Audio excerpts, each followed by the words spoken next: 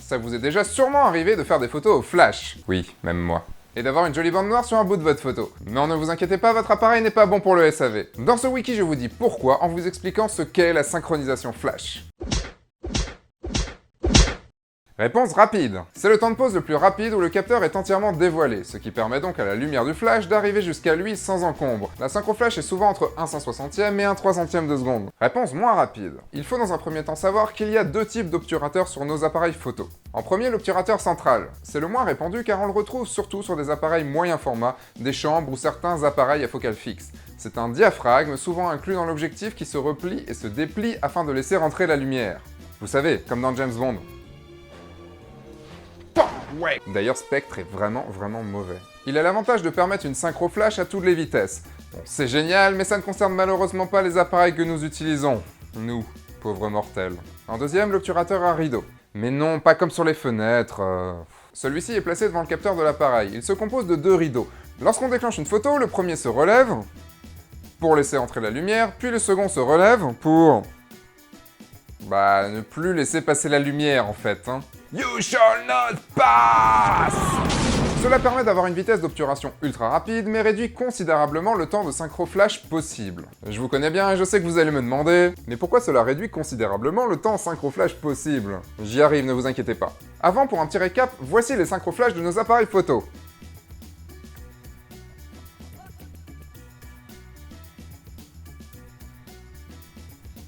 Alors pourquoi la synchro flash est si lente sur les obturateurs à rideau? Réponse rapide. C'est pas au début de l'épisode qu'il y a ça? Parce qu'à vitesse élevée, le deuxième rideau commence déjà à masquer le capteur alors que le premier rideau n'a pas encore tout dévoilé. En gros, cela veut dire que le capteur n'est jamais révélé entièrement au même instant. La lumière du flash n'impressionne donc qu'une petite partie de la future photo. C'est là qu'on aura une grande bande noire sur un côté de l'image. Et je vous rassure une nouvelle fois, non, ça ne veut pas dire que votre appareil est défectueux.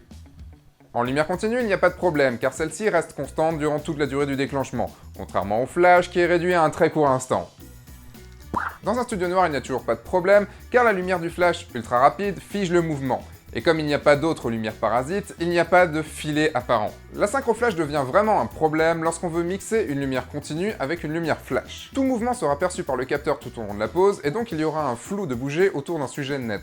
Pour pallier à ce problème, il existe des flashs à synchro haute vitesse. Ils envoient une série continue de flashs afin d'impressionner le capteur durant tout le balayage de l'obturateur. Le gros inconvénient, c'est que le flash perdra beaucoup de puissance et qu'il faut un flash spécial. Il existe aussi des déclencheurs hypersync qui permettent de décaler l'instant du déclenchement de l'éclair afin de capter la lumière sur un temps plus long que sur celui du pic d'intensité. Mais là, ça devient un petit peu compliqué pour moi, alors je n'en parlerai pas ici. Allez, juste une dernière chose avant de vous quitter. On peut s'amuser avec la contrainte de la synchro lente et faire des photos plus artistiques avec déclenchement au premier ou au second rideau. De base, votre appareil déclenche lors de la levée du premier rideau, et donc s'il y a de la lumière continue, le flou de mouvement sera généré après.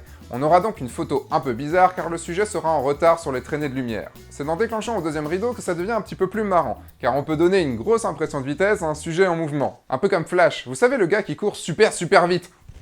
D'ailleurs, ça me fait penser à une image super connue. Vous savez, la photo avec flash et la photo sans flash. Elle m'a tellement fait rire cette photo.